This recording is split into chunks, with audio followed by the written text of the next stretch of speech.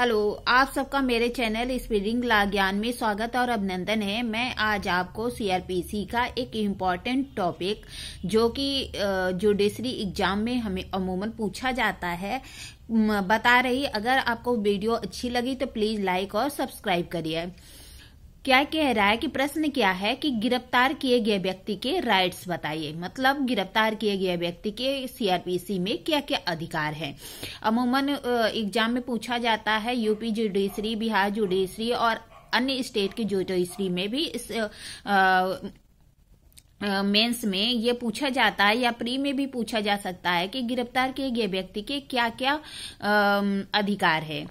तो सीआरपीसी में जो गिरफ्तार किया गया व्यक्ति है उसके जो राइट्स हैं वह कुछ सेक्शन में दिया गया है, धाराओं में दिया गया है। कौन कौन सी है? तो 49, 49 है, 50 है। 50 का जो है जो उपखंड मतलब उपधारा है 1 और 2, मतलब 50 की उपधारा 1 और 2। फिर क्या है? 54 है, 54 है। फिर क्या है? 55A, मतलब कि 55A है। फिर क्या है? 57 है, 57 मतलब 57 है। फिर क्या है? तो 76 है, 76 है। फिर क्या है? तो 167 है, 167 है। और 303 मतलब 303 है और 304 है। मतलब क्या कह रहा है कि और सॉरी एक और है, जब 41D देखेंगे वो भी है। तो कौन सा है? तो बता दिया कि 49 है। 50 की जो उपखंड सब सेक्शन है 1 और 2 वो दोनों है। 54 है, 55A है, 57 है, 76 है, 167 है और 303 है, मतलब 303 है और 304 है। और जो है एक बताया कि जो अमेंडमेंट से आया है 41D है। तो आइए देखिए गिरफ्तार व्यक्ति के अधिकार के बारे में। तो कहता है गिरफ्तार व्यक्ति के निम्न अधिकार है। फिर आइए देखिए सबसे पहले 49 क्या कहता है। 49 कहता है कि अनावश्यक अवरोध न करना।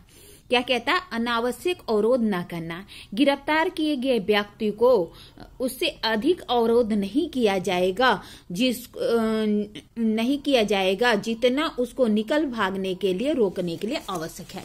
क्या कह रहा है कि किसी व्यक्ति पर आवश्यकता से अधिक ऑब्स्टेकल नहीं लगाया जाएगा। मतलब क्या कि अगर किसी व्यक्ति को अरेस्ट किया जाना है तो उसको आवश्यकता से अधिक अवरोध नहीं किया जाएगा। मतलब क्या कि अगर कोई व्यक्ति क्या है कि गिरफ्तार किया गया व्यक्ति भाग रहा है तो उसको उतना ही अवरोध किया जाएगा जितना कि उसे निकल भागने के लिए रोकने के लिए आवश्यक है। उससे अधिक जो है अवरोधकारी ऑब्स्टिकल नहीं लगाया जाएगा जितना कि उसे निकल भागने से रोकने के लिए आवश्यक है। आइए देखिए धारा 50 क्या कहती है। गिरफ्तार किए गए व्यक्ति को गिरफ्तारी के आधार को और जमानत के अधिकार को इत्तला दिया जाना। जो गिरफ्तार किया गया व्यक्ति है उसको क्या किया जाएगा? गिरफ्तारी का आधार बताया जाएगा और साथ ही जमानत के अधिकार की भी इत्तला दी जाएगी। तो उपधारा 1 कहती है किसी व्यक्ति को वारंट के बिना गिरफ्तार करने वाला प्रत्येक पुलिस अधिकारी या अन्य व्यक्ति उस व्यक्ति को उस अपराध की जिसके लिए वह गिरफ्तार किया गया है पूर्ण विशिष्टियां या ऐसे गिरफ्तारी के अन्य आधार को क्या करेगा? तुरंत ही संसूचना करेगा। मतलब क्या कह रहा है कि अगर किसी व्यक्ति को वारंट के बिना गिरफ्तार किया गया है चाहे पुलिस अधिकारी द्वारा या अन्य व्यक्ति द्वारा, तो वो क्या करेगा कि अपराध की जो विशिष्टियां हैं, पूर्ण विशिष्टियां या गिरफ्तार करने का जो भी आधार है उसकी तुरंत संसूचना देगा। ऐसा ही प्रावधान किसमें किया गया है? तो ऐसा ही प्रावधान जब हम कॉन्स्टिट्यूशन पढ़ते हैं तो कॉन्स्टिट्यूशन की जो आर्टिकल 22 है उसकी जो 22 का एक कह सकते हैं जो है उसमें जो है सब आर्टिकल 22 का जो है ए है, उसमें यह बताया गया है कि गिरफ्तारी का आधार जानने का अधिकार होता है गिरफ्तार व्यक्ति को। तो यहाँ जो है 50 के उपधारा 1 में है और कॉन्स्टिट्यूशन में 22A में है। क्या कहता है कि जो व्यक्ति वारंट के बिना किसी व्यक्ति को गिरफ्तार करने वाला पुलिस अधिकारी है या अन्य व्यक्ति है तो क्या करेगा, अपराध की पूर्ण विशिष्टियां या गिरफ्तारी के आधार को ऐसे व्यक्ति को संसूचित करेगा। अब उपधारा 2 क्या कहता है, कहता है जहां कोई पुलिस अधिकारी अजमानती अपराध के अभियुक्त व्यक्ति से भिन्न जमानती अपराध के अभियुक्त व्यक्ति से भिन्न किसी व्यक्ति को वारंट के बिना गिरफ्तार करता है, वहां गिरफ्तार किए गए व्यक्ति को इतला देगा कि वह जमानत पर छोड़े जाने का हकदार है और वह अपनी ओर से प्रतिभूत का इंतजाम करे। मतलब क्या कह रहा है कि धारा 50 की उपधारा 2 कहती है कि साथ ही साथ जो क्या करेगा, जमानत के अधिकार के बारे में भी संसूचना देगा। किन अपराधों में जो कि अजमानती नहीं है, अर्थात जो बिना वारंट के गिरफ्तार किए गए संज्ञेय मामले हैं, उसमें जो गिरफ्तार करने वाला पुलिस अधिकारी है वह क्या करेगा, जमानत पर छोड़े जाने के लिए वह हकदार है, इस बात की संसूचना देगा और साथ ही साथ यह बताएगा कि आप प्रतिभूतियों का इंतजाम करें। ठीक है, फिर क्या है कि फिर हम देखेंगे 54 है।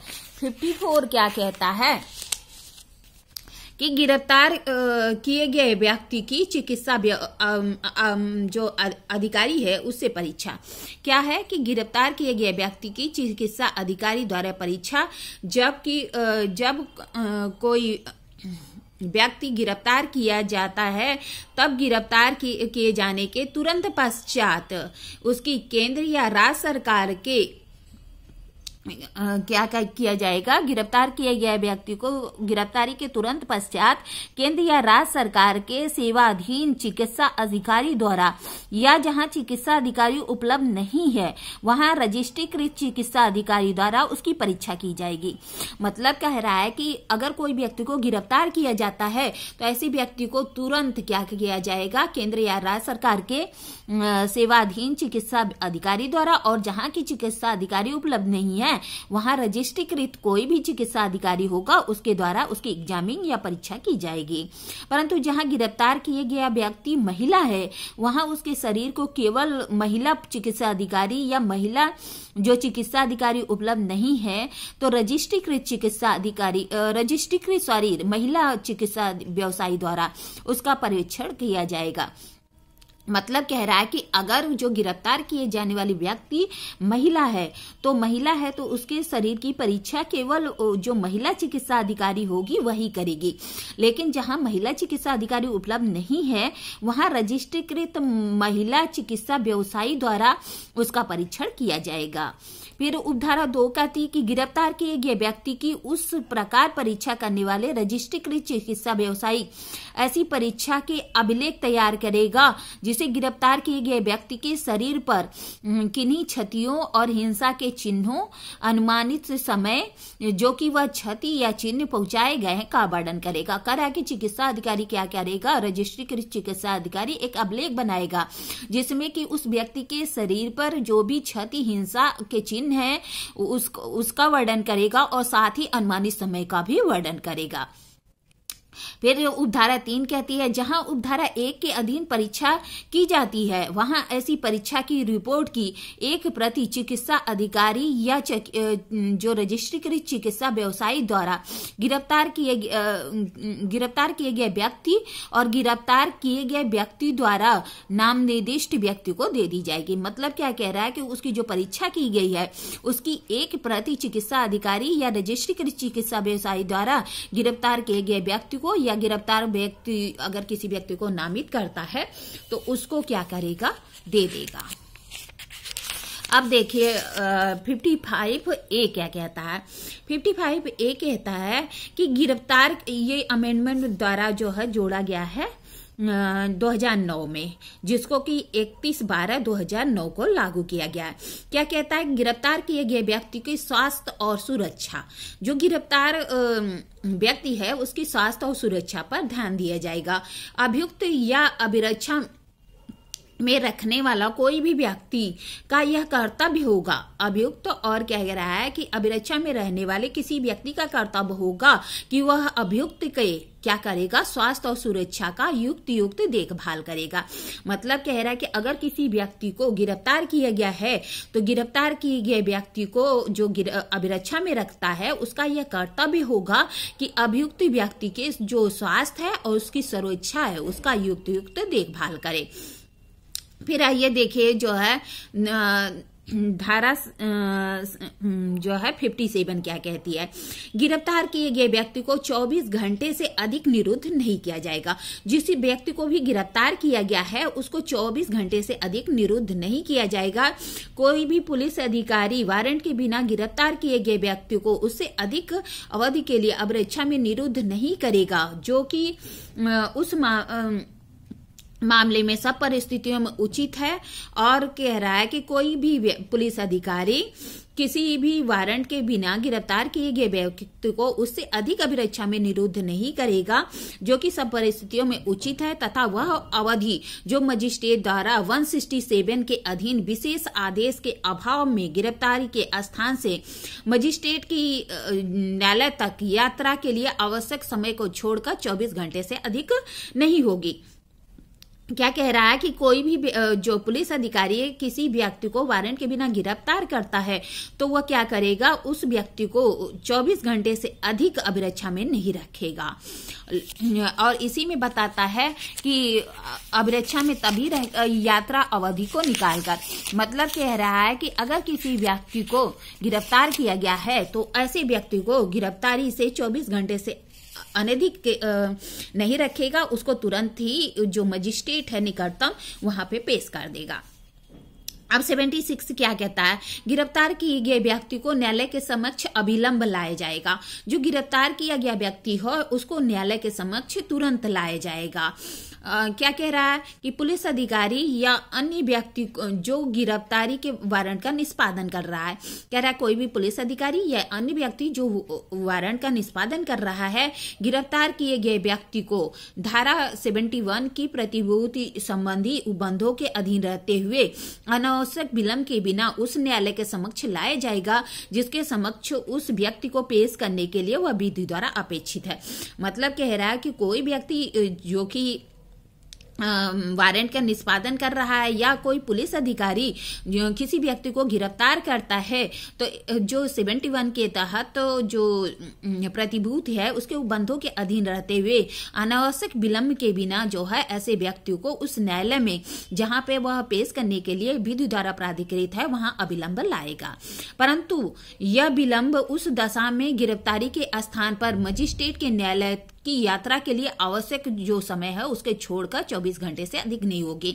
क्या कह रहा है कि जो अवधि है वह जो है मजिस्ट्रेट के न्यायालय में लाने के लिए जो यात्रा अवधि है उसको छोड़कर 24 घंटे से अधिक नहीं होगी, ऐसा प्रावधान किया गया है। फिर क्या कह रहा है कि 167 में कहा गया है कि अगर कोई व्यक्ति क्या है 167 कहता है कि अगर कोई किसी व्यक्ति को गिरफ्तार किया गया है तो ऐसे जो पुलिस अधिकारी है वह 24 घंटे के अंदर अन्वेषण कार्य पूरा नहीं करता तो क्या प्रक्रिया अपनाई जाएगी? तो कहता है कि जो पुलिस अधिकारी है अगर वह 24 घंटे के अंदर क्या करता है कि क्या कह रहा है कि 167 कहता है कि जब 24 घंटे के अंदर अन्वेषण पूरा नहीं किया जाता तब प्रक्रिया, जब कभी कोई व्यक्ति गिरफ्तार किया जाता है अभिरक्षा में निरुद्ध है और यह प्रतीक होता है कि अन्वेषण जो धारा 57 है उसके द्वारा 24 घंटे के अधीन अंदर पूरा नहीं किया जाता और विश्वास करने का आधार है कि अभियोग या इत्तला का आधार है कि पुलिस थाने का भार साधक अधिकारी यदि अन्वेषण करने के लिए पुलिस को उप निरीक्षक से अनिम्न प्रतिज्ञा नहीं है तो क्या करेगा, तो निकटतम न्यायिक मजिस्ट्रेट को, जिसके पश्चात विहित डायरी के मामले में जो विशिष्टियां है उसकी एक प्रति भेजेगा और साथ ही अभियुक्त व्यक्ति को वह मजिस्ट्रेट के पास भेज देगा। क्या कह रहा है कि अगर लगता है यह विश्वास करने का कारण है कि जो 57 में अन्वेष के तहत जो प्रावधान किया गया है कि 24 घंटे से अधिक निरुद्ध नहीं करेगा, तो कह रहा है कि अगर अन्वेषण 24 घंटे के अंदर पूरा नहीं होता तो क्या करेगा कि वह जो है उसको निकटतम न्यायिक मजिस्ट्रेट के पास भेज देगा और जो डायरी प्रतिलिपि है जो है विहित डायरी की वह भी भेजेगा और साथ ही अभियुक्त को भी भेज देगा। तो मजिस्ट्रेट क्या करेगा, ऐसे व्यक्ति को जो है अभिरक्षा में सुपुर्द कर देगा। वह अभिरक्षा कैसी हो सकती है, पुलिस भी हो सकती है और न्यायिक भी हो सकती है, लेकिन कहता है किसी भी कंडीशन में जो पुलिस अभिरक्षा हुआ 15 दिन से अधिक नहीं होगी। मतलब पुलिस अभिरक्षा 15 दिन से अधिक नहीं होगी। क्या करता है, अमूमन 2 दिन की 4 दिन की करते करते वो जो है कभी 2 दिन की देता है, 3 दिन की देता है, ऐसे ऐसे वो 15 दिन की देगा। फिर क्या करेगा, फिर वह न्यायिक अभिरक्षा में भेज देगा। लेकिन न्यायिक अभिरक्षा के लिए क्या करता है, परंतु 2 कंडीशन बताता है। कुल मिलाकर 90 दिन से अधिक नहीं होगी, जबकि अपराध क्या है, मृत्यु, आजीवन कारावास या 10 वर्ष से अन्यून कारावास का दंडनीय है। मतलब मृत्यु, आजीवन कारावास या 10 वर्ष से अधिक के कारावास से है तो ही वह 90 दिन होगा, अन्य अपराधों में वह 60 दिन होगा। फिर इसी में क्या कहता है कि जो कार्यपालक मजिस्ट्रेट है वह किसी भी कंडीशन में 7 दिन के, अगर क्या है न्यायिक मजिस्ट्रेट नहीं मिल रहा है तो कार्यपालक मजिस्ट्रेट के पास ले जाएगा और वह अधिकतम क्या करेगा, तो वह जो है अधिकतम 7 दिन का जो है दे सकता है। फिर क्या है कि आप 303 देखेंगे, उसमें क्या बताया गया है, प्रतिरक्षा का अधिकार दिया गया है 303 में कि कोई भी गिरफ्तार व्यक्ति को क्या है, प्रतिरक्षा का अधिकार होता है। तो और 304 में भी 303 में जिस व्यक्ति के विरुद्ध कार्रवाई संस्थित की गई है उसे प्रतिरक्षा का अधिकार है। क्या कह रहा है कि जो व्यक्ति दंड न्यायालय के समक्ष अपराध के लिए अभियुक्त है या उसके विरुद्ध संहिता के अधीन कार्रवाई संस्थित की गई है तो उसे अधिकार होगा कि वह अपनी पसंद के प्लीडर द्वारा प्रतिरक्षा की जाए। मतलब क्या कि जो गिरफ्तार व्यक्ति है उसको यह अधिकार दिया गया है कि वह अपनी प्रतिरक्षा अपनी पसंद के प्लीडर द्वारा जो है करवाए। ठीक है। और 304 क्या कहता है कि कुछ मामले में अभियुक्त को राज्य के व्यय पर विधिक सहायता देना।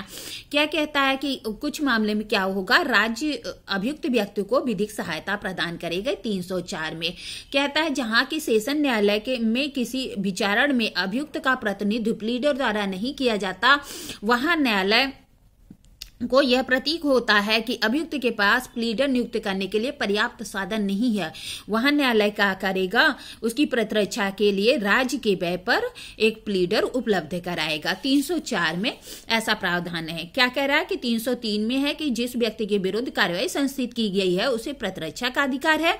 और 304 कहता है कि जिस व्यक्ति कुछ मामले में अभियुक्त व्यक्ति को राज्य के व्यय पर क्या किया जाएगा, तो विधिक सहायता प्रदान की जाएगी। अब आइए देखिए जो है क्या कहता है कि 41D कहता है कि गिरफ्तार किए गए व्यक्ति को पूछताछ के दौरान अधिवक्ता से मिलने का अधिकार होगा। 41 कहता है कि गिरफ्तार व्यक्ति को पूछताछ के दौरान अधिवक्ता से मिलने का क्या होगा, राइट होगा। अब एक केस आई थी जोगिंदर सिंह बनाम उत्तर प्रदेश राज्य AIR 1994 की, जिसमें माननीय उच्चतम न्यायालय ने ऐतिहासिक मामले में SC में गिरफ्तार किए गए व्यक्ति को गिरफ्तार किए व्यक्ति को जो अधिकार बताया उसको जो है संशोधन द्वारा जो 50 है 50A में जोड़ा गया और उसी अधिकार को 50A में रख दिया गया है, जो इस प्रकार है। क्या 50A में क्या है, तो कहता है कि गिरफ्तार व्यक्ति को यदि प्रार्थना करता है कि तो उसके किसी मित्र संबंधी या अन्य व्यक्ति को जिसे वह जनाता है गिरफ्तारी की या उस स्थान की जहां पे उसे निरुद्ध किया गया है यथाशीघ्र सूचना देगा। मतलब 50A में क्या कहता है कि अगर गिरफ्तार व्यक्ति प्रार्थना करता है कि उसके मृत या संबंधी को यह बता दिया जाए कि उसकी गिरफ्तारी की गई है या उसे किस स्थान पे निरुद्ध किया गया है, तो ऐसे व्यक्ति को शीघ्र सूचना देगा। फिर जो है क्या कहता है, पुलिस अधिकारी गिरफ्तार व्यक्ति को थाने में लाने पर यह बताएगा कि उसे उक्त अधिकार है। मतलब पुलिस अधिकारी क्या करेगा, किसी व्यक्ति को अगर गिरफ्तार करता है तो जब थाने में लाता है तो उसे बताएगा कि उसे क्या क्या अधिकार है। फिर 3 कहता है कि पुलिस डायरी में इस बात की प्रविष्टि की जाएगी कि इस संबंध में किस व्यक्ति को सूचना दिया गया है। मतलब क्या कह रहा है कि अगर क्या करता है गिरफ्तार व्यक्ति या प्रार्थना करता है कि उसके किसी मित्र या निकट संबंधी को सूचना दे दिया जाए तो जो है सूचना शीघ्र दे दी जाएगी, और इस बात की प्रविष्टि जो पुलिस डायरी है उसमें भी की जाएगी कि उसके किस व्यक्ति को सूचना दिया गया है। इस तरह मैंने आपको गिरफ्तार व्यक्ति को के राइट्स बताए हैं।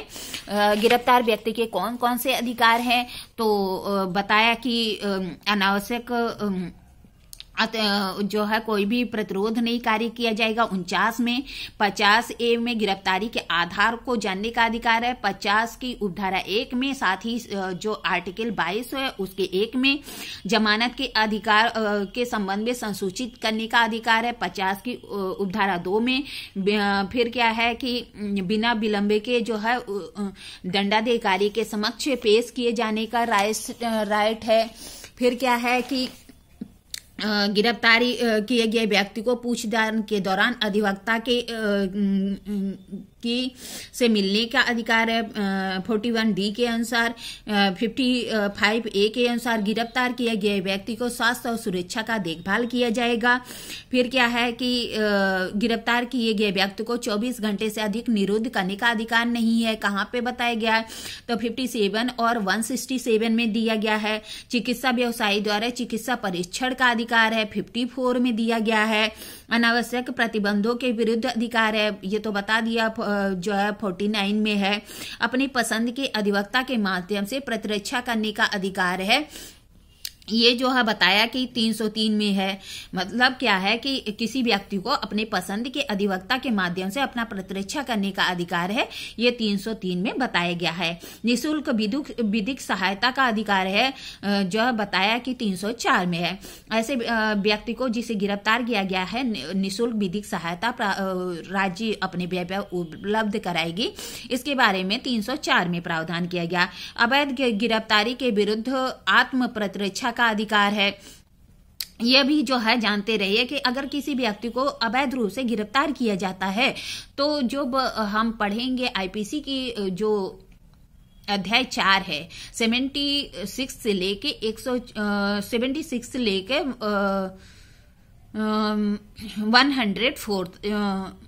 106 तक, मतलब 76 से लेके